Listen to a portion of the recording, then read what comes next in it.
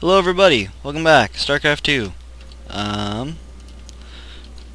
Protoss vs Zerg, I got here. This is a really fun game. I feel like I played it out really well too. I think this is how I'm going to play a lot of my PvZ. Right now my Protoss vs Zerg win rate is 20%. So yeah, this I'm going to start practicing like this. I was thinking, when I was playing this game, I was thinking a lot of Liquid Hero. I don't know if any of you guys really know who that is, but he goes for a lot of drops. I think it's Liquid Hero that does that. It might be someone else. It very well could be someone else who does like lots of drops and stuff. Yeah, someone does, and whoever that was, I was thinking of. Good logic, right? Sound logic? Alright.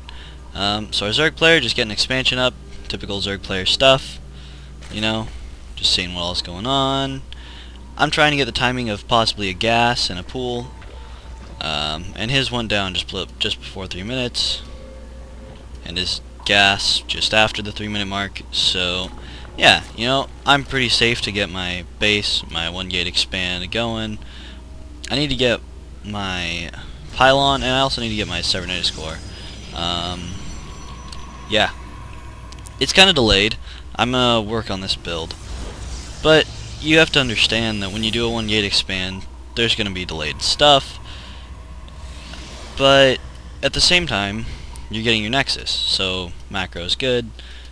Still got a probe alive. He's gonna try to kill my probe. Probably not gonna happen. He has a queen, which could be kind of annoying. It's time to go. Yep, getting out of there. Yeah, alright, going on home, heading on home. Alright, Overlord, scouting for a third, scouting for a third. I think a Protoss would be really greedy to try to take a third right now, but, you know, it does happen. Ling's gonna clean up my first little scouting probe.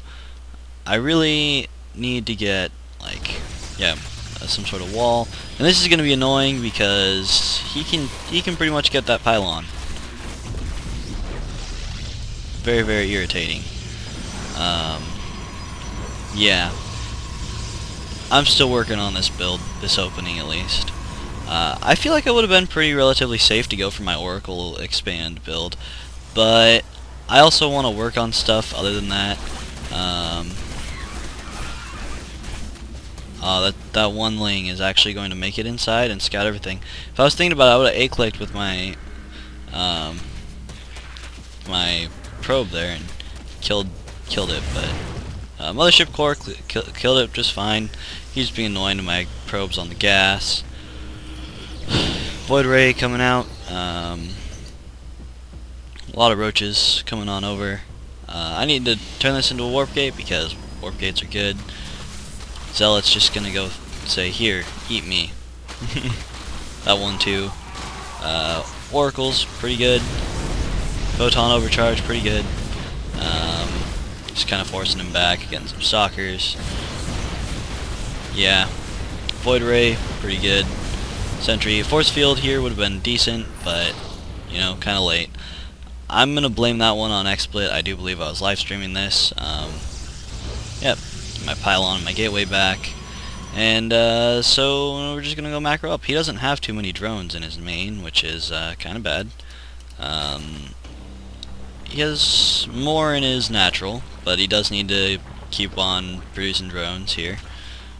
Yeah, I think that's a big problem I know that I have when I play multiplayer, like 2v2s and whatnot.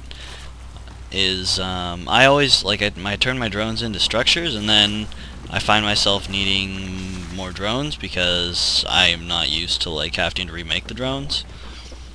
But yeah. Alright, so I'm getting myself quite a sizable force here. I'm gonna push out here pretty soon.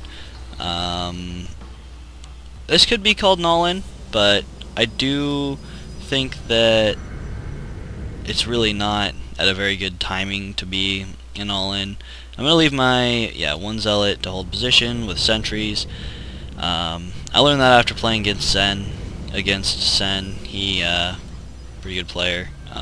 I was also having more issues with XSplit. You can't ever like shift click with XSplit, which is very, very annoying when you're used to shift clicking. And shift clicking is a very useful thing.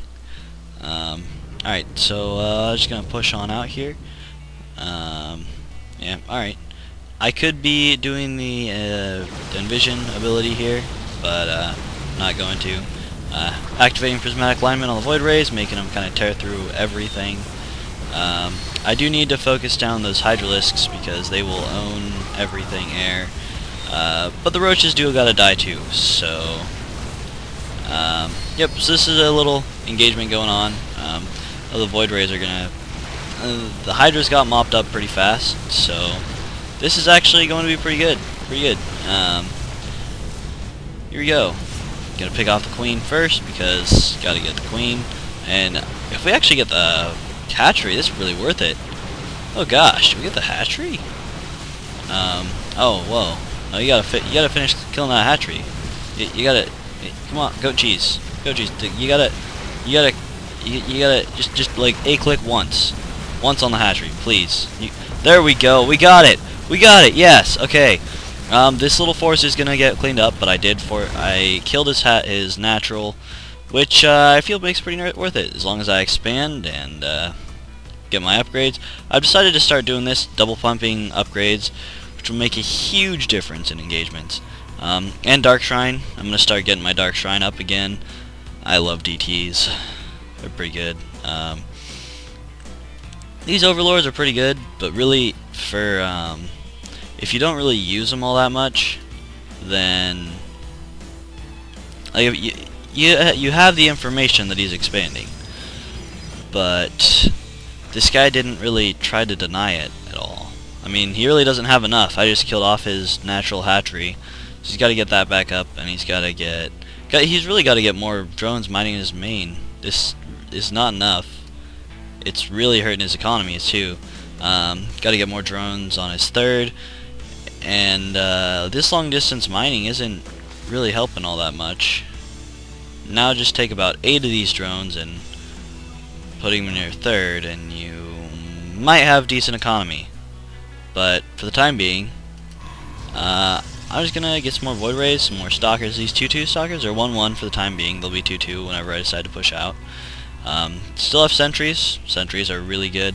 I'm starting to see that. I think this stalker killed off the flying majig, the Overlord. Sorry. Starting to see that DTs can be very, very useful and very, very annoying to deal with as, well, really anybody. And I think I'm going to start going for DTs a lot more often, especially when I can, see that I'm behind. Another thing that I'm going to start paying attention to is, like, whenever my upgrades finish up, I'm going to start, just, like, mass upgrades. So, I'm just going to continue my Void Ray, Archon, Sentry, Stalker, Zealot composition, which is a really good composition. I think if I was to throw in some Psystorm, it would just wreck this. Oh yeah, I didn't really pay too much attention. I warped in a couple Zealots. Where are you going, Warp Prism? We don't need to go home. You need to go back. You need to go back. Okay, here we go. Alright. Warp Prism, gonna go do some more harassment. Yeah, actually, this Warp Prism puts in work. If there was kill counters on Warp Prisms, this would be great. More Zealots and a DT. So if this DT potentially gets the Queen, it could be very, very worth it.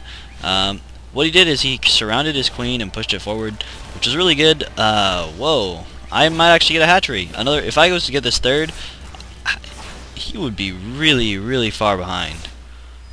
Oh man. Yeah, getting the Warp Prism out of there. Wow. Very, very cost-effective DT. Oh. Well, he died, but his sacrifice was not in vain. I killed a third base. I've killed the natural. Now I'm 3 base toss versus, well, 2 base Zerg, and he's got to get his hatchery back. He still has quite a bit of money though. I think it's just he has 10 larvae over here. I don't know exactly what he's trying to do, and he doesn't have any of the upgrades on his Hydras. And the range upgrade is really good for the Roach Hydra composition. Does he have he has Roach speed. So yeah. Alright, Void Rays, Stalker, Zealot, Archon, Sentry, everything I was talking about earlier. Oh, Colossus. Yeah, I'm going to start utilizing Colossus a lot more. So, my upgrades are going to be at 2-3. I think it's going to be 3-3 before we engage. It actually could... There's another 50 seconds, so it could be a little bit. This wall is actually going to hold, because I'm going to come around behind. You know, right in the back door, right? You know. That was a decent blink forward. Not that it really benefited me all that much. I don't know what my stalkers are doing over here. This force field, you're gonna see a couple force fields over here that just, like, I don't know what they did exactly. This was kind of an annoying spot with the warp prism. Couldn't really warp in too much. DT there, putting in work.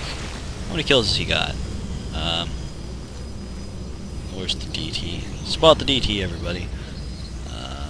DT. He's got no kills. Alright, well that's depressing. This creep spread is pretty good though. Clean that up a little bit. Warp prism, just gonna go right on in. It's just gonna go right on into the main. I'm gonna warp in about 5 DTs or so, I think. Killing off that base. Just getting all sorts of economic damage done here. These DTs are gonna put in some work. I think I'm gonna get the lair attack as well. If I was to focus that... Oh, yeah, I gotta focus down the... Oh, those DTs died pretty quick. But it got the army way out of position. Because now I can just push right on up this ramp. Is my Colossus? Yeah, I have Colossus here, and this Colossus is going to put in some work. 3-3 Colossus, 3-3 everything right now. Actually, I think that was the wrong thing to move command, but I could have just stayed back and pick some stuff off. That Colossus up to 5 kills now. Pretty effective. 7 kills. Yeah, this guy GG, well played. You know, that's not everything you see, not what you see every day, but when you get the well played, it's just something you feel good about life, and you have this high, and it's like, yes. Alright, so thanks for watching, and I hope you enjoyed, and this is how I'm going to try to play it out. More Warp Prism harassment. Lots of Void Rays, Stalkers, Sentries, Colossus, all that good stuff. OP Protoss Ball, man. Alright, see you all next time.